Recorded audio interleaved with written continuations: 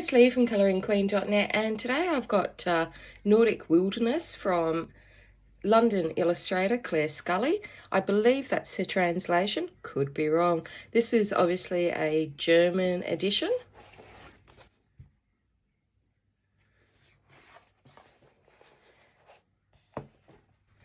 Now it's got a lovely little hologram type thing on the front, and this title is a decal. Now you could colour the rest of this in if you want. The cover is matte. It is getting a little bit grubby from being in the bookshelf.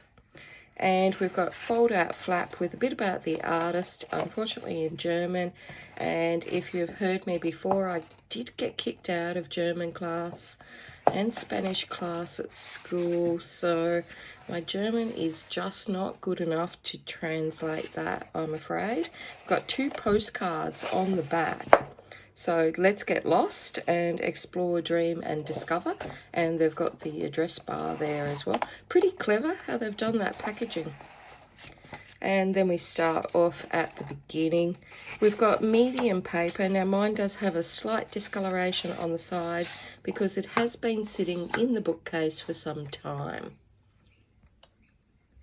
Now you can see that it is lots of small little elements, sort of Milli Marotta-like.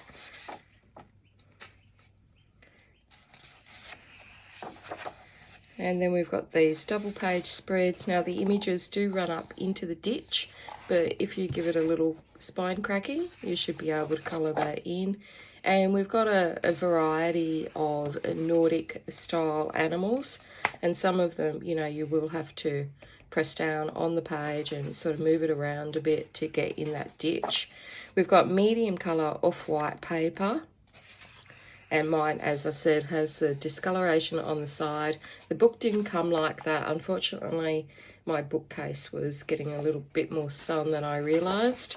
And so many of my colouring books have become sun damaged. But once you pencil over it, if that happens to you, you won't notice the difference. The liner is a nice, really easy to see black. I suspect it's been vectorized on the computer to make it look a lot sharper. And we've got like little different variations there. Like, I like the circles better than the other ones, the strokey type ones, but that's just me. Some gorgeous florals there. Lovely little squirrel. I wish we had those in Australia, but we don't. So I just have my memories of living in London feeding the squirrels. I believe the US has squirrels as well, but I've never seen them when I was there. But I guess Vegas and stuff doesn't really have a lot of squirrels. So lots of nice little different images. We've got owls, we've got florals. I like these scenes in the circle, and of course we've got our bunny. Bunnies are everywhere. Lovely tree. So nice lot of variety. These would be good to practice on. A lot of owls. More fungi, some mushrooms, some corals.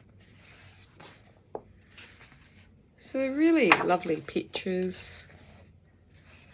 Some antlers there. I like these ones better, the ones in the circle. But again, that's just personal preference. And you don't have to colour each of these little things individually. That would be a nightmare. You just, you know, colour like you would if it was all line art and blend it out, you know, if that's what you want. It does sort of give an indication of where to put your strokes, like format and flow. Yeah, so pretty cool. I haven't looked at this book for a while. I think that's a red panda. Look at our horsey. Some snowflakes. Wish we had some here. It's actually quite humid today. A beautiful scene here. And this is on a different sort of paper. It's a heavy card.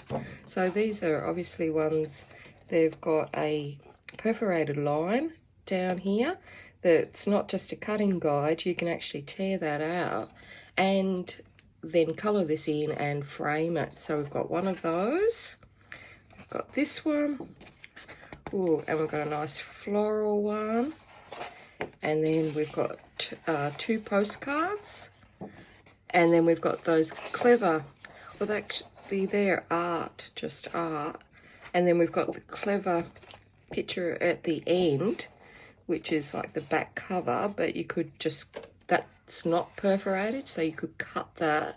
And then we've got those clever two postcards right at the end in the fold out flap. So quite clever how they've put it together, and actually a lot of work to change the paper and put it to cardstock and single image and all the rest of it in the printing process. So that's it for me. Until next time, stay safe and happy colouring.